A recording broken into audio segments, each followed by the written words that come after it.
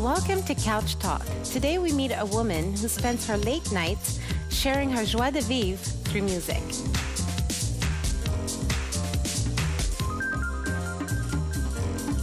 Hey, my name is Abeille Gilina. I'm a DJ, a lifestyle blogger, and what can I say? I'm passionate about life.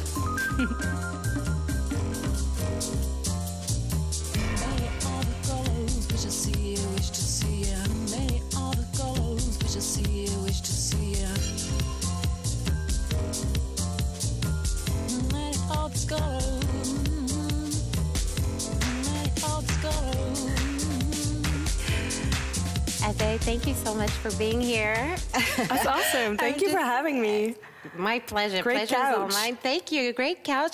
Coming from you, it's kind of a big deal because you're like pretty fashion savvy, and I feel like you have an eye. Thank you. Well, it's comfortable. We were talking about comfort earlier, so that works. And you know, and the first thing I was looking at were your shoes. I just love shoes. I'm not much of a purse girl or anything like that. I love shoes, and these are really original. Thank you. Yeah, I got them at Catherine Malandrino about 2 months ago, and yeah, They're I very love them nice. too. And I'm particularly surprised that you're telling me they're comfortable. Oh, they are. Trust me. I would never buy anything that's not comfortable. I don't know, I'm like a comfort seeker. It's weird. That's a good thing. Yeah, when I shop, I'll pick something because it's soft. Right. Because I'm like, oh, this must be so comfortable. Not because, ooh, it's sexy, it's gonna look good. No, Right. yeah, I like comfortable things. So when everyone is leaving the clubs and limping because their feet hurt and trying to pull down their dress, you're like walking I out. have my Converse on or something like that, and I'm happy, yeah. And this kind of guides your fashion sense in general, right? Because you blog about fashion also, and I was saying you always stand out because you're trendy, but you're comfortable. You look comfortable. Thank you. Yeah, I guess so. I mean, yeah, I just started writing in Lulu magazine, and I love it because it's the whole lifestyle aspect, Right. and it's something that I love to share. You know, my little coup de cœur and passion and little discoveries, whether it's clothes, you know, beauty stuff, even cafes, restaurants. Right. I have the joie de vivre, I think, and I Yes. love to discover things. And so to be able to share them through Lulu Magazine is really Right. cool right now. And it's so you. I feel like your personality always comes through when you write. Thank you. That's a cool compliment. Yeah, I think it's a new style in the last years that we've seen a lot, where you read something and you can actually hear a person talk. Right. You know, and it's not so proper, and I guess it depends who you're talking to, obviously. But Definitely. I'm talking to cool girls, so it's all right. Girls like you, and probably they connect with you because it seems so personal when they read it. So I'm sure people feel like they know you. You must have a lot of BFFs. A lot of BFF. Actually, I don't have a huge crew of friends. Definitely, you know, my sisters are my best friends. Right. And then I have a very close circle of very good friends. Right. And so I like to good. keep it that way. Yeah. I feel like it's fitting with the whole comfort and joie de vivre. You got it. Yeah. Totally. It's your comfort zone. Like, I guess so. Like, my favorite moments will be having dinner at home with family, having, you know, coffee with two of my best friends. Right. Things like that. Right. Super simple, but The yeah, simple moments. It's true. It's real. It's true. It's the Right. truth, you know? And Well, speaking of dinner at home with the family, you Yeah? have a pretty cute story with your sister. Because you were telling me your story about being a vegan. Oh. How did that come about? yeah, about being a vegetarian, actually. vegetarian, Yeah, okay. because I do eat dairies and Okay. stuff. So, yeah, you were asking me how it happened, right? So I guess I was 12 years old, and it was lunchtime. My sister Noemi and I used to go to a school which was close to home. Okay. So we were home having a sandwich, as usual, ham and it was ham and cheese sandwich. Okay. And all of a sudden, as I'm eating it, I'm like, wait a second. So this is a pig, right? At 12 years old. Yeah, and my sister Naomi's like, ham is pig. I'm like, this is wrong. It doesn't feel right at all. All of a sudden, I saw myself in my head like biting into a pig. A pig. And so... and at that moment, I told my sister Noemi, I was like, okay, never again. I'm not eating meat ever, because I would have the image. I'm very sensitive. So every time I would try to eat something that was meat, I would imagine myself biting into the animal. Oh my gosh. Yeah, so it just didn't feel right at all. Wow. And my sister Noemi thought it was going to be a phase. You know, you're 12. Oh, okay, it's going to last a week or two. Right. And never again. Never so I'm again. 35 Since you were now, 12. and yeah. That's amazing. Talk about conviction at a young age. Yep. You were not swayed by burgers or pepperoni pizza. Not at all. I saw the animal in the pizza. Didn't work for me. But in general, you're pretty health conscious. Yeah. Right? Yeah, well, you know, being a vegetarian obviously makes you make healthier choices. And you have to discover ways also to feed your body properly and have enough protein and all of that. And I love doing yoga. I'm not a big workout, you know, at the gym type of girl. Right. But little things like walking and yoga and swimming when I can and stuff like that. Again, it goes back to it goes back to joie de vivre and comfort. And you were saying that even though, you know, you are a DJ and you work late nights, your schedule is pretty... Yeah, so that's a big misconception. Yeah, there's a lot of DJs that drink and do drugs and party all day, all night. I don't. Okay. Yeah, sorry for, you know, the dream that just falls. For bursting our bubble. Nope. You know, I go to work, I do my shift, I have a lot of fun. I might take a drink or two, 3 max, you know, and I really have fun with doing what I do, with the music, with connecting with people. That's what, you know, gets me. Gets to me, exactly. And so, but yeah, to come back to what you were saying, I'll do that, and then, you know, I'll never go to the after party or whatever. I go home after, and I need my sleep, and so I need to have a healthy schedule, even though it's pretty hectic, you know, and it's not always stable, definitely. So, well, speaking of connecting to people while you DJ, that's actually how I first encountered you. Okay. I was at, I think, the Sugar Ball, and I mean, I've been to a few events where you were there. The McCord Museum, I've gone there a few times for events. And every time I see you, you do connect with people. You're like, how does it called? Scrapping? Is that what they call it? Scratching. which I don't scratch much, actually. No. But you're DJing. DJing, let's say that. You're DJing, and you're connecting with people, you're dancing, you're looking at people, you're posing for pictures. And sometimes I see DJs, and they're really just in their bubble. In their bubble, yeah. That's impossible. Impossible for me. I mean, I'm doing something so cool and so fun, and I can't imagine just not moving and being there and looking at my screen, my computer. And I mean, you know, I put on a song, and I'm a DJ because I love music and I love dancing. So obviously I'm gonna start moving with the beat myself and try to get people to do the same if they're not already, right?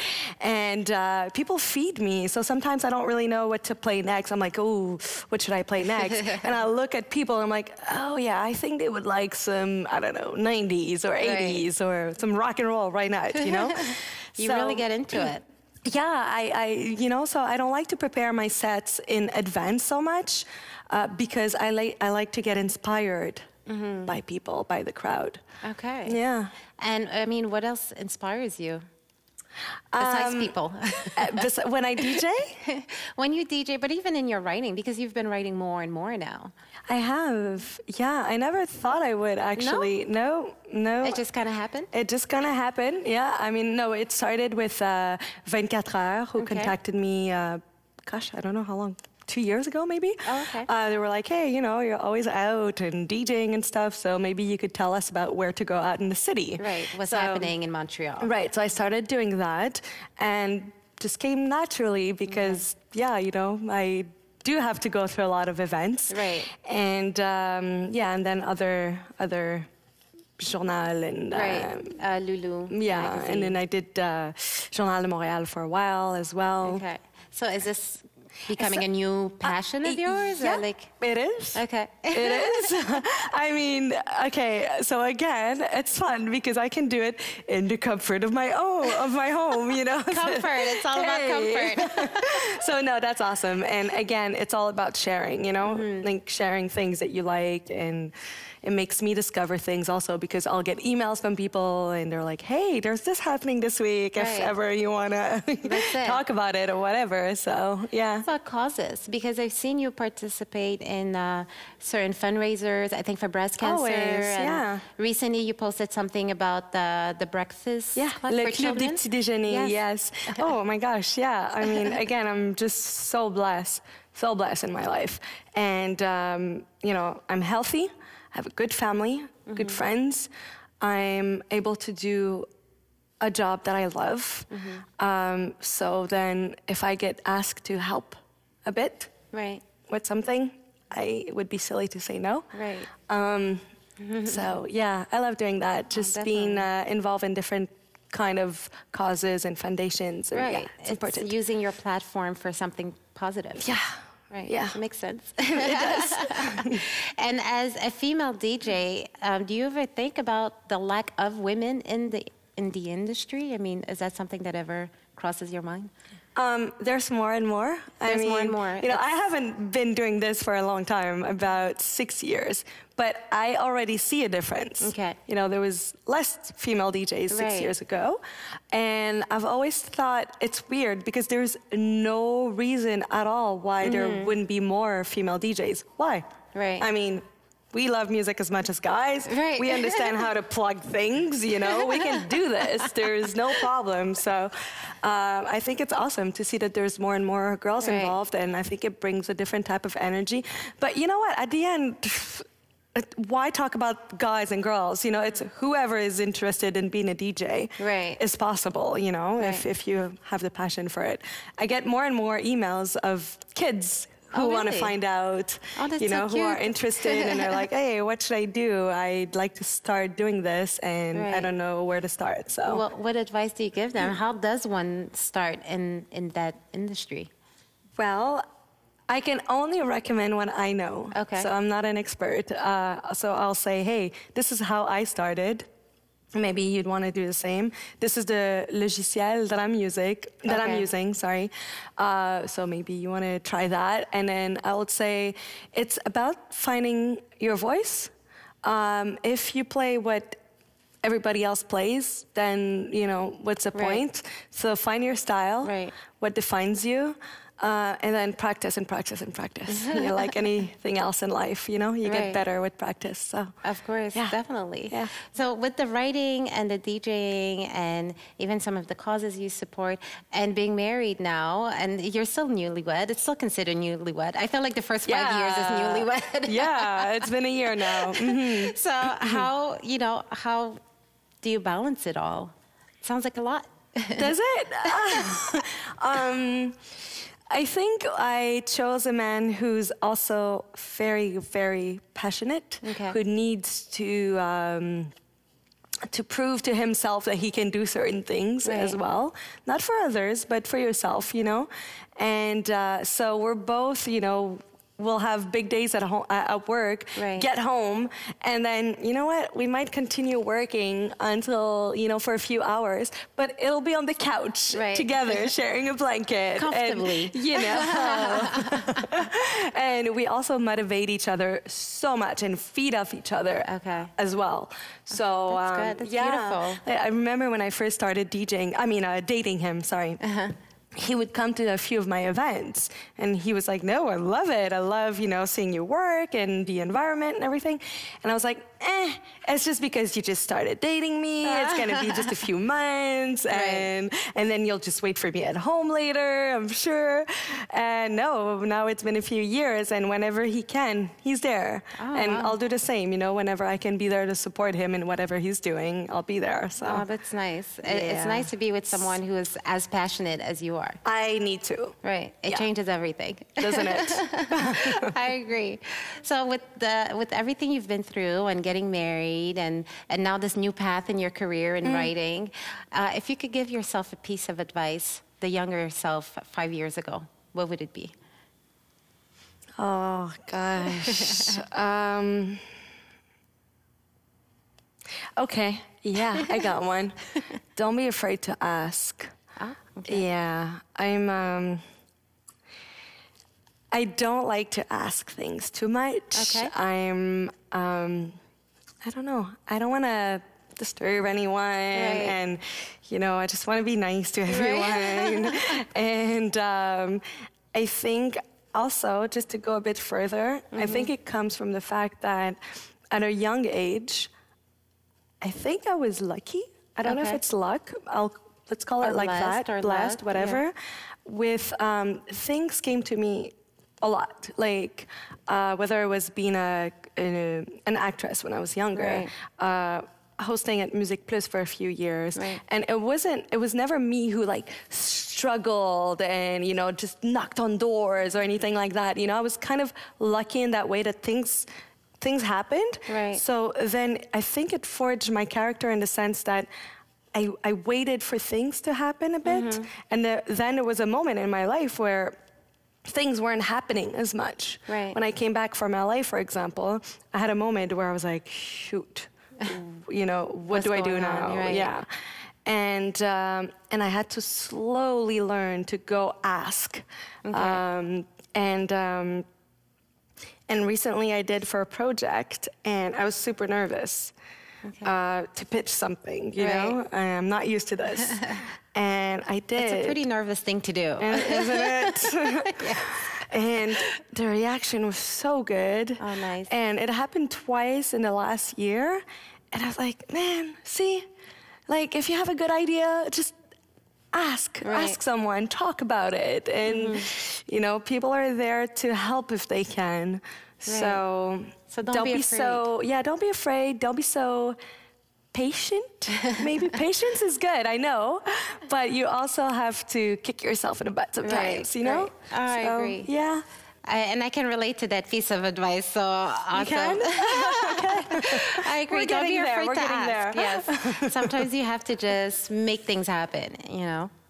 Definitely. Well, thank you so much. Thank you for coming today, for taking the time, and for this amazing advice. You're such a good listener. It's fun talking to you, and I'd like to know more about you as well. So. Thank you. Definitely. We'll catch up after. Sounds good. And thank you to you guys for joining us for another episode of Couch Talk. And we look forward to seeing you for the next one. Take care.